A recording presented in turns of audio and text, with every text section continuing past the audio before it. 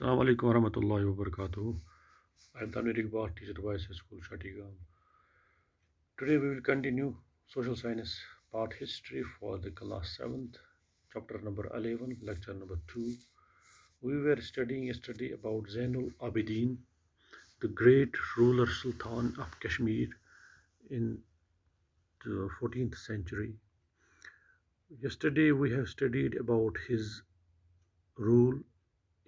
His rule was the most prosperous of the region in that era. Talking about his arts and crafts, he was a great patron of arts and crafts. He revived the existing crafts and introduced some new ones: carpet weaving, paper making, book binding, silk weaving, paper mache. Paper mache, you all know, this industry is currently also being performed in various areas of Kashmir. Paper mache. I don't have here anything which I could have. I will show you. I do not have, but it is today it is also the most prosperous industry here. So carpet weaving, we have forgot the tradition. Paper making, book binding, silk weaving, these all traditions have been forgotten, but paper mache still exists here, although in the very less stage. He invited experts from Central Asia and Persia.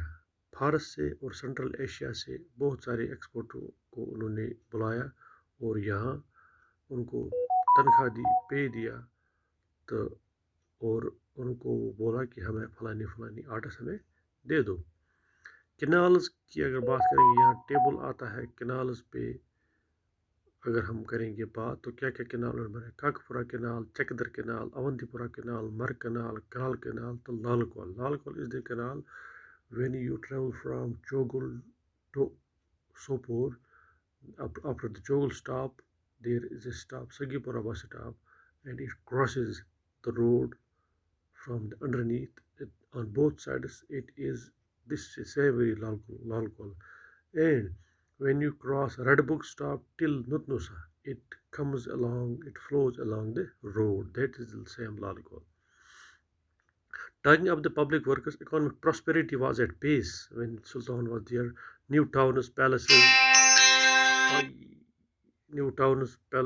etc. were made during this rule. You can see Zananagar, Naushar, Zanagir और Zangir, Zanpur and Zankoड. Zankoड है वो HMT के पास, वो शाल्टेंग के पास. तो जनगीर यहाँ है सोपोर का वो इलाका, तुजर, बुमाई, सगीपुरा, जालुरा, हरवन. This is जनगीर. तो एक और कैनाल है, जनगीर कैनाल है, बहुत मशहूर कैनाल है. बाड़ीपुरा से होते हुए जनगीर तक पहुँचते, वो बहुत इलाके को सैराब करती है. तो पता नहीं इन्होंने इधर क्यों नहीं लिखा, हो सकता है कोई और नाम भी हो. तो खान का उन्होंने बनाई है सैयद मोहम्मद मदनी की श्रीनगर में. तो डल लेक जो भी गया है उन्होंने देखा होगा. तो रोपलंग, सोनलंग, रोप हो गया सिल्वर,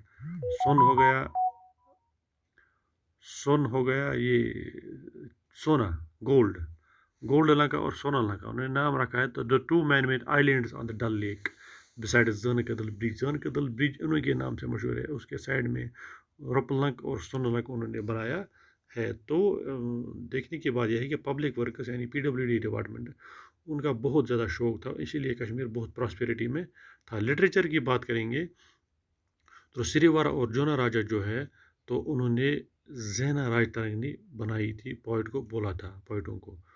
तो उसके अलावा ज़ैना चरित्र तो ज़ैना विलासा तो योधापटा की थी, तो उसमें लिखा गया इसी दौर में. तो राजतरंगिणी जो कलाना की है, सबसे पुरानी किताब जो है हिस्ट्री की ऑफ कश्मीर, जम्मू एंड कश्मीर, राजतरंगिणी कलाना ने लिखी है. उसके अलावा और एक है जो अंग्रेज़ ने लिखी है, द वैली ऑफ कश्मीर, तो वाल्टर लॉरेंस की है. वो दूसरी किताब है, बहुत ज़्यादा हिस्ट्री की मशहूर किताब है कश्मीर के बारे में. तो ये राजतरंगिणी की जो कलाना की जो पर्शियन में उन्होंने उसको ट्रांसलेट करवाया, फारसी में ट्रांसलेट करवाया. तो गुड पोइट भी थे वो सुल्तान उन्होंने खुद लिखी है, शिकायत वो पोएम ही है. तो लल देदगी की पोइट्री जिसको वाह कहते हैं, शेख नूरुद्दीन की पोइट्री जो उसको शुरुख कहते हैं, उसी दौर में वो इमर्ज हो गई. तो पोइट्री के लिहाज से, लिटरेचर के लिहाज से भी बहुत ज़्यादा मशहूर है. तो रिलीजियस टॉलरेंस से हम बताएंगे कि उन्होंने बहुत सारे मंदिरों को रिवाइव किया, मस्जिदें बहुत ज़्यादा बनाई. تو ہندوؤں کو جو ٹیکس لیتے تھے وہ کنمیشن ٹیکس وہ انہوں نے ابالش کیا. تو اور ایک جو ٹیکس تھا جزیہ، جزیہ جو ٹیکس تھا جو مسلمان نہیں تھا ان کو جزیہ لیتے تھے وہ بھی انہوں نے ابالش کیا. تو ریپیئر کیے بہت ہندو ٹیمپل، البتہ وہ خود بہت زیادہ اچھے مسلمان تھے. تو ہم اب بات کریں گے اینڈ آف سلطنیٹ. سلطنیٹ کا اینڈ کیسے ہوا؟ ان کے ڈیتھ کے بعد، زین العابدین کی ڈیتھ کے بعد جو رولر آئے وہ کمزور تھے، اتنے کمزور تھے کہ جو باہر سے آنے والا جو دشمن تھا وہ آرام سے قبضہ کر لیتا تھا اس علاقے پہ، کیونکہ ریوولٹس بہت زیادہ ہوئی، انٹرگز بہت زیادہ ہوئی باقی سے. تو یہ بہت زیادہ آسان شکار بن گیا باہر کی انویژنز سے. مرزا حیدر دگلت جو ہے جو بابر کا کزن تھا، تو انہوں نے کشمیر پہ حملہ کیا 1540 میں. تو آرام سے اس پہ قبضہ کیا، کیونکہ یہاں تھا ہی نہیں کوئی فوج کیسی ہوتی. تو انہوں نے 1551 یعنی 1551 ایڈیز تک انہوں نے حکومت کی ہے. تو جب تک انہوں نے اندرون سے وہ مخالف ہوئی تب تک وہ مر گئی. اس کے بعد چک رول آ گیا. چک آپ نے سنا ہوگا، یوسف شاہی چک. یوسف شاہی چک زنی نے اس سے شادی کی تھی، حبہ خاتون سے شادی کی تھی. تو حبہ خاتون جو بھی پوئٹری لکھی ہے انہوں کی یاد میں لکھی ہے. جب پھر اس یوسف شاہی چک کو پھر جلائے وطن کیا گیا تھا وہاں اس ملک میں، وہ کیا بولتے ہیں منگ آج کل کا. تو وہ سنا ہوگا آپ نے، گرب درائیز آب نٹیز نٹ میں پھٹمو مالینو ہو.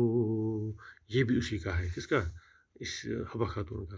تو چک رول جو آیا، مرزا حیدر دگلت جو آیا، تو اس کے بعد چکس بہت زیادہ طاقتور بن گئے. غازی چک جو چیف منسٹر آف سلطان حبیب شاہ تھا، انہوں نے اس رولر کو ایسیٹ کیا تو اپنے آپ کو بادشاہ بنا. یا اس کے بعد یوسف شاہی چک جو 1579 سے لے کے 86 تک تھا، وہ بہت زیادہ امپارٹنٹ رولر تھا. تو وہ سکالر بھی تھا، تو میوزک اور ڈانس کا اس کا بہت زیادہ شوق تھا. تو یہ بتایا میں نے آپ کو، حبہ خاتون کی جو بھی پوئٹری تھی انہوں نے اس کے بارے میں لکھی تھی. تو مگر چکوں کو بہت زیادہ سامنا کرنا پڑا اندر کی ریوولٹ سے، سول ڈسٹربنس سے، تو انٹرنل لڑائیوں سے. تو اس کے بعد مغل آ گئے کشمیر میں 1586 میں، اکبر آ گیا. تو فی الحال آپ اتنا ہی لے لو. That's all for today. Stay home, stay safe, use sanitizers, masks and maintain proper social distance and be safe please.